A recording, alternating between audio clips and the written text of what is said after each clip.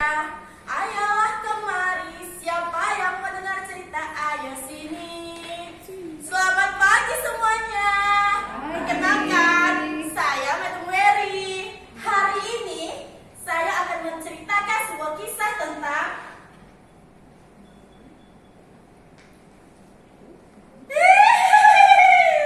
kuntilanak. Seram tidak? Siap-siap ya ibu-ibu semuanya.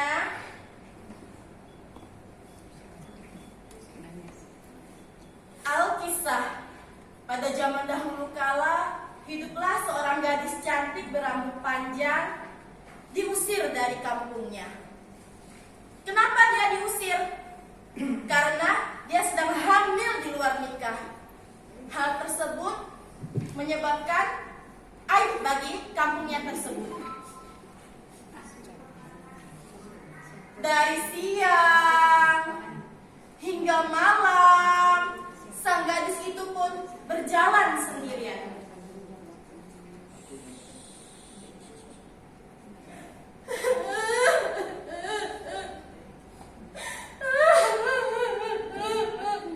Aku udah diusir sama orang kampung.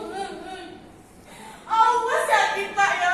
Kita udah ngusir aku. Awas ya kita. Aku dendam sama kita.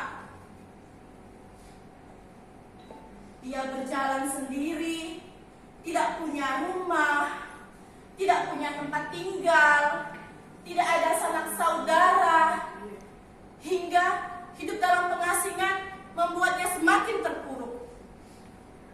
Mengubah fisik, sifat, hingga penampilannya.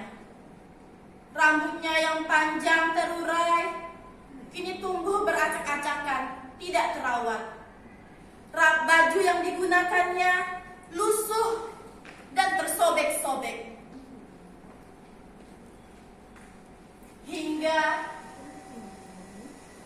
Hingga tibalah pada hari di mana dia meninggal.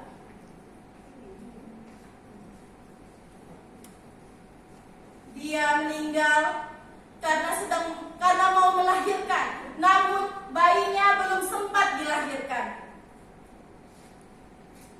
Hal itu membuatnya dendam. Dia menangis.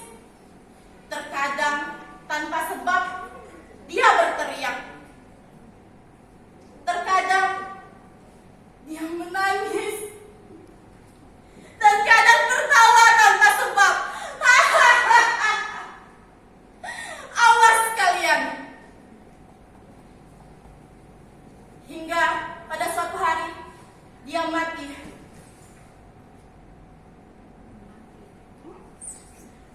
Kemudian dia bangkit dari kuburnya. Karena hal itu membuatnya bangkit dari kuburnya, karena dia mati merana, sehingga dia bangkit dari kubur. Karena dia mati saat akan melahirkan, namun bayinya belum sempat dilahirkan. Sosok tersebut sering gentayangan ternyata ibu-ibu.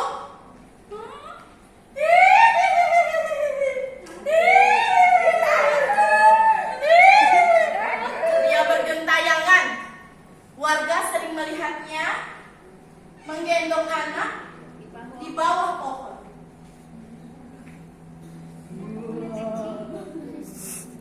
Konon katanya, jika laki-laki dia akan menggoda laki-laki tersebut. Jika ada ibu hamil, hati-hati. Nanti anaknya akan diambil oleh kuntilanak tersebut. Hingga pada suatu hari, Makmun dan Bang Udin bertemu di jalan.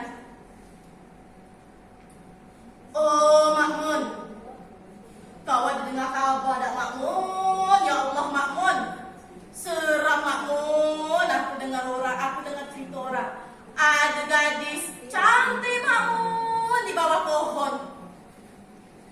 Ya Allah, benar lah Din. Di mana tahu mandangnya Din? Ada Makmun di bawah pohon.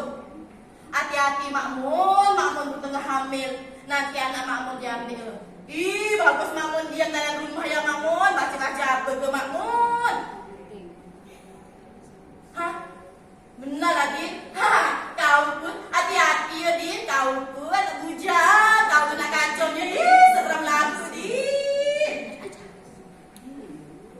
warga setempat berdoa semoga ada orang yang dapat membantunya.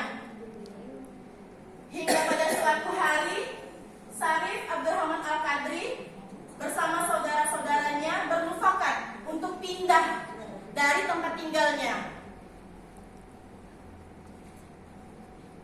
Saudara, siapkan perahu. Kita cari tempat baru. Kita pindah dari sini. Saudara-saudaranya pun menyiapkan 14 perahu kakap dan menyusuri sungai Kapuas. Hingga sampai waktu zuhur, dia sampailah di suatu tanjung yang dimana kita kenal dengan Kampung Segedung. Syarif Abdurrahman Al-Qadri berfirasat, sepertinya tempat ini tidak cocok untuk dia. Kemudian dia memerintahkan kembali saudara-saudaranya untuk pergi dari kampung itu. Mereka pun pergi menelusuri sungai Kapuas hingga sampai di sebuah kampung, di sebuah pulau yang dimana kita kenal dengan makam kesultanan di Batu Layang. Ada pernah kesini dah ibu-ibu? Pernah. Pasti pernah kan ibu-ibu semua kan? Pasti pernah jalan-jalan, apalagi orang Siantan ibu ya. Saat disinilah si Sultan mendapatkan gangguan hingga dia memerintahkan saudaranya untuk menembak kuntilanak tersebut. Saudara, siapkan meriam. Kita tembak kuntilanak itu. Biasa memang kuntilanak ini nih. Dia ngaco-ngaco kita. Kuntilanak kau nak pergi tak dari sini? Kau nak tembak kau. Saudara lihat, di mana jatuhnya peluru, disitulah kita bangun kesultanan kita. Kemudian saudaranya pun bersiap menyiapkan meriam. Ayo semuanya, kita hitung sama-sama, kita tembak dia.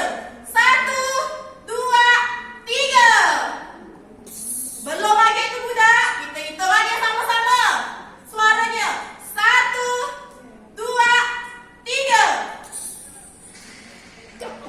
Ulangi sekali lagi. Ini ibu-ibu ni tidak besar suaranya, hitung sama-sama. Hitunglah sama-sama. 1, 2, 3. Wah, dah begitulah suaranya. Hingga peluru tersebut melewati simpang Sungai Langga dan Sungai Kapuas yang sekarang kita kenal dengan Kampung Becik. Dan raja pun melanjutkan perjalanannya. Jadi intinya ternyata sosok kuntilanak itu masih hangat menjadi perbincangan kita pada saat ini. Dan meriam karbit pun, meriam yang kita kenal, itu meriam dimainkan pada saat bulan Ramadan sampai menjelang pada malam lebaran. Pasti ibu semua suka nonton meriam kan pada malam lebaran kan? Yakinlah saya. Nah, jadi intinya ternyata kuntilanak ini masih bergentayangan. Dia pada zaman dulu dia manusia biasa, manusia yang penuh dengan hati yang ikhlas. Namun dia ada dendam di saat dia diusir dari kampungnya. Dan hal itulah yang membuat dia menjadi, saat dia bangkit dari kuburnya, menjadi seseorang yang dendam. Kemudian sifat alamiahnya jadi manusia dulu, saat dia bangkit itu muncul saat dia jadi kuntilanak dan kadang menyamar menjadi sosok makhluk yang lainnya. Nah, segitu dulu cerita saya pada hari ini. Saya akhiri. Wabillahi taufiq wal hidayah. Wassalamualaikum warahmatullahi wabarakatuh. 9 menit 58 detik. Baiklah, kita beri aplaus untuk kuntilanak.